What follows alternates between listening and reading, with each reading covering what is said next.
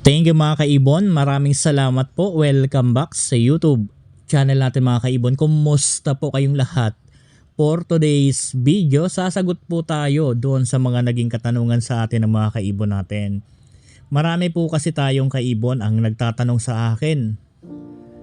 Palagi po akong nakakabasa sa comment section ng tanong.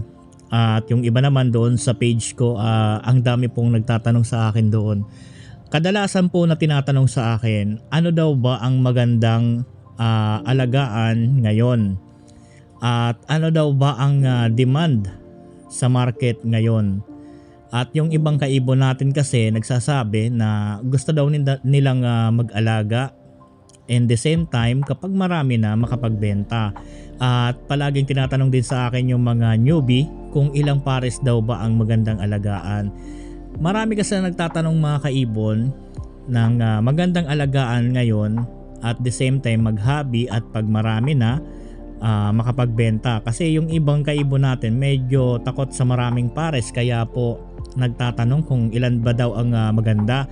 Kasi kung magka-inakay na daw ba yung mga paresan nila, tapos dumami hanggang sa hindi naman maibenta dahil hindi yon ang hinahanap ng mga tao na mutation. Kumbaga hindi siya demand.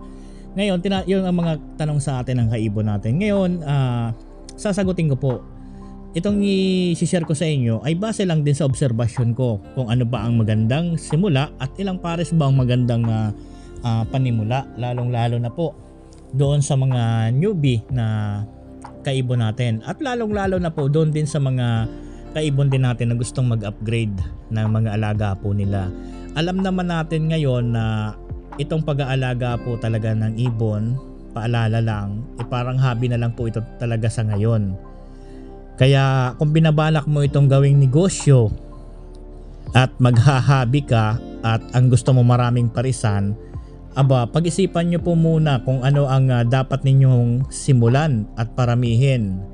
Dahil sa dami na po na nag-aalaga ngayon, halos ang umiikot na lang po dito ay puro na lang po mag-iibon. Wala na pong buyer pagdating po sa pagbebenta kapag marami na. Ngayon mga kaibon, pag-usapan po natin ang magandang panimula. Yung para lang sa akin kung gusto mo mag-hobby at kapag marami na magbenta ka. So ito po ang pwede nating alagaan sa ngayon. Unang-una po, Cremino Opa. Yan po, mataas talaga ang demand ng Cremino Opa. Mataas po ang presyo ng mga Cremino Opa. Pangalawa, Lutino Opa. Yan pong dalawang yan, ayos na ayos po gawing hobby, and then kapag marami na, makapagbenta. Ngayon, pwede kayong mag-add ng mga Par Blue, Opa Pale, and then ito pong mga Par Blue na dilute. So yan po, 4 na mutation ang maipapayo ko po sa inyo. Yan pong 4 na mutation ng yan, halos yan na lang po ang makikita natin na merong mataas ang demand sa market at marami po ang naghahanap. Yan po talaga para sa akin ang magandang panimula, lalo na po kung ikaw ay isang baguhan sa pag-aalaga po ng mga ibon. Yan po ang magandang panimula sa ngayon. Kasi sa obserbasyon ko sa mga group, yan halos ang hinahanap din. Unang-una, Lutino Opa. Pangalawa, Cremino Opa. Pangatlo, itong Par Blue Opa Pale, mga may naghahanap din yan. Itong mga Par Blue Opa Dilute. So yan pong 4 na yan ang karaniwan po na nakikita ko na hinahanap. Ngayon, magbibigay po ako sa inyo ng isa pang pahabol na talagang demand din at hinahanap. Pero kinakailangan makabili po kayo sa legit breeder. Bili po kayo ng back-to-back albino opaline. So yan, bali 5 na. Yang 5 yan, para sa akin, kung isa kang baguhan sa larangan ng pag-ibon, puro po yan visual. Puro po yan visual. Ang mga binabanggit nating parisan. Yan po ang napakagandang panimula sa ngayon mga kaibon. Yan po, dahil yan lang talaga po ang madalas na nakikita ko na may naghahanap at talagang mabili. Yan limang yan na po ang magandang panimula. Paramihin mo po yan kapag marami na pwede ka pong magbenta. Bilang isang baguhan, mapapayo ko, yan po ang magandang panimula kung meron po kayong budget.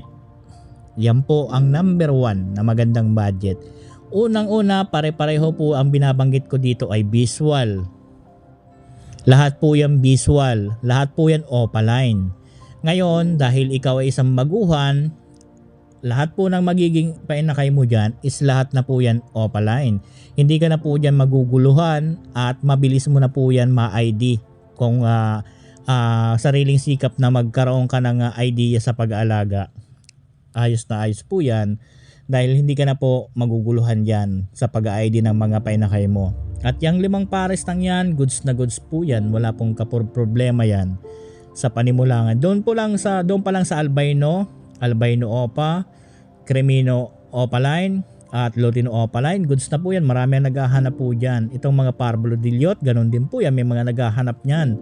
At itong mga parbleu opa pale, kaya ako nasuggest yan, reserba mo lang po yan, di gaanong ma-demand yan. Pero once na pumutok uli ang pangalan ng pale, at least meron ka nang naipon at naparami. So yan po ang purpose dyan. Yung pale, pwede mo yan pagulangin na pagulangin. For example, may pumunta sa ibunan mo, naghahanap ng mga ganitong klase ng mutation dyan sa mga alaga mo, and then natipuhan yung mga pale follow mo, pwede ka mag-out. So pwede mo rin po yan i-post yan para ma-i-out. So kung walang kukuha ngayon, steady mo lang yan dyan, paramihin mo lang yan. Once na bumalik po ang sigla ng mga pale follow, may naka-ready ka kaagad. Ganun po ang sistema sa pag-aalaga po ng mga ibon. So yan pong 5, okay na okay po yan kung baguhan po kayo. Wala pong problema yan, budget lang po ang kailangan dyan. Ngayon mga kaibon, hindi po ako nagsasuggest ng mga aqua. Hindi rin po ako nagsasuggest ng mga yellow face para sa mga baguhan na mag-aalaga ng ibon. Alam nyo kung bakit mga kaibon, hindi ko po sinasuggest yan. Dahil kahit po meron ka ng yellow face dyan, nakuha mo pa yan sa pinakang legit na breeder. Meron kang aqua dyan, nakuha mo pa yan sa pinakang legit na breeder at sikat na breeder. Ang poproblemahin mo ngayon sa sarili mo, buyer. Wala kang buyer. Yan po ang problema dyan. Dahil ang mga mag-iibon mga kaibon, once na gusto ng mutation yan, gusto niya ng mutation na yellow face or kaya naman aqua, meron kang aqua dyan sa ibunan mo, meron kang yellow face sa ibunan mo. Ngayon, yung buyer, doon na po yan pupunta. Doon na po yan bibili sa kilala kaysa sa'yo. Hindi po yan bibili sa'yo. Doon na po yan didirekta sa talagang legit na breeder, kagaya din ng pinagbilhan mo. Ganon na po ang sistema niyan. Lalo na po kung ang presyo is nagkakalituhan, baka yung sayo medyo mataas ng konti, plus hindi pa naman ikaw kilala na breeder, kahit na ang pinagbilhan mo is kilalang breeder. Kapag tinanong ka pa nga niya kung kanino galing yung breed mo, pag sinabi mo yung breeder, baka doon pa yun mag-inquire at doon kumuha kung may available, lalo kung medyo mababa. Kaya po sa mga newbie, bagong pasok sa larangan ng pag-iibon, huwag po kayong padalos-dalos. Tingnan nyo po muna ang magiging sitwasyon bago po kayo kumuha or mag-breed, bumili ng ganitong klaseng mutation kagaya ng mga yellow face na yan and din itong mga aqua. Ngayon mga kaibon, doon din sa mga gustong magnegosyo, negosyo din ang hanap. Kahit ako, hindi ako magpapayo sa inyo na para sa akin, hindi rin ako magpapayo na ang kunin ninyo agad yung high mute na mutation kagaya ng yellow face and aqua. Lalo kung baguhan lang din kayo, meron lang kayong puhunan pang negosyo pagdating sa ibon. Huwag kayong dumirekta doon sa mga high mutation ng yon. Baka yung ibon ninyo sa katagalan na nakatambayan dyan, mangitlog na lang yan dyan, wala pang nakakabili. Kaya po mahirap makipagsapalaran sa ganyang klase. Oo nga, sabihin na natin maganda, mahal ang presyo.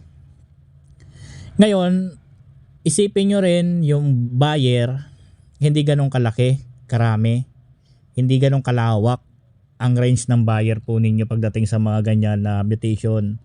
Pero yung dami at yung lawak ng breeder na merong ganyang hawak, yellow face and aqua, ang dami. Buyer lang po talaga ang wala. Pero kung ako ang tatanungin, kung balak mo rin magnegosyo sa ganyang larangan, ibon, doon ka na sa binanggit kong 5. Or kaya nga lang mag-stick ka lang sa 2, Lutino Opa and then Crimino Opa. Baka po yung buyer is mas marami. Kasi marami ang kaibon natin na yung budget at ang gusto is ganito lang, yan lang mutation ng yan, okay na. Kaya po para sa akin, payo lang, depende na lang po yan sa inyo. Basta po tandaan po ninyo na ito pong pag nag-invest po kayo ng pera sa ibon, lalo kung newbie kayo sa pag-aalaga, gusto ninyo magnegosyo or mag-hobby lang, huwag kayong rumekta sa yellow face and aqua dahil nga po baka mangitlog na lang po yan dyan, wala pang buyer. Kasi alam nyo naman na yung mga bagong sibol din na mag-iibon, ang hahanapin din po niyan, legit breeder. Legit breeder po ang hahanapin niya. Ikaw na wala pa namang gaanong pangalan sa pag-iibon, hindi naman gaanong kilala pero may yellow face ka nga at mayroong aqua, tapos yung buyer ang hinahanap yung legit breeder, tabi ka na muna dyan dahil hindi ka kasali. Doon po yan sa talagang merong mga materialis, merong mga binibentang ganyan at legit na breeder. Kagaya po ng for example, baka yung nag-inquire sa'yo, tanungin ka sinong breeder mo na pinagkunan yan, sinabi mo kung sinong breeder ang pinagkunan mo. Ngayon, baka doon pa yun mag-inquire, magtanong, doon pa yun makabili, hindi sa'yo. Kaya po napakahirap mga kaibon mag-invest sa napaka high mute na mataas na presyong ibon tapos walang buyer. Alam nyo naman, doon yung kukuha sa mga kilala. Doon talaga yan pupinteriya kasi malaking perang pinag-uusapan. Alam niyo naman, di natin masabi, malikot ang isip ng tao.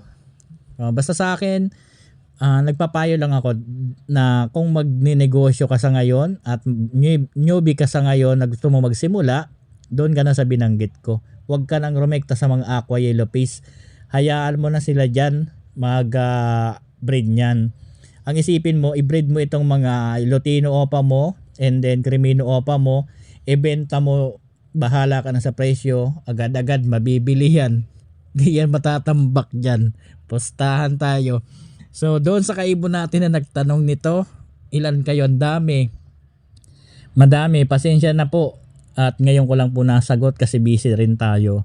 Sana nagkaroon kayo ng idea at lalong-lalo na sa mga bagong pasok lang din sa pag-alaga. Sana po nagkaroon kayo ng konting kaalaman dito at idea.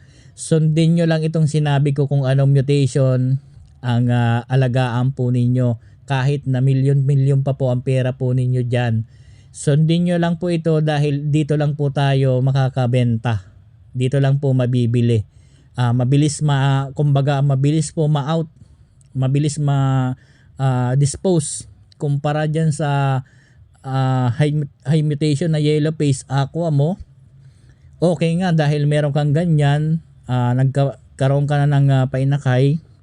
Kaso nga ang problema mo, buyer.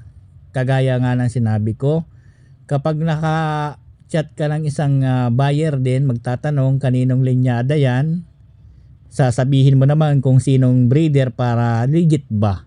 Ngayon, yung buyer mo na yun na sana, doon sa pag-inquire sa breeder na pinagmulan mo, doon yan magtatanong legit breeder pa naman siya, doon na rin yan kukuha, lalo kung medyo mababa. So yun na po mga kaibon, hanggang dito muna tayo. Maraming salamat po. Happy birthday po sa ating lahat. God bless po sa ating lahat. Huwag kalimutan, Lutino Opa, Crimino Opa, ayos na yan.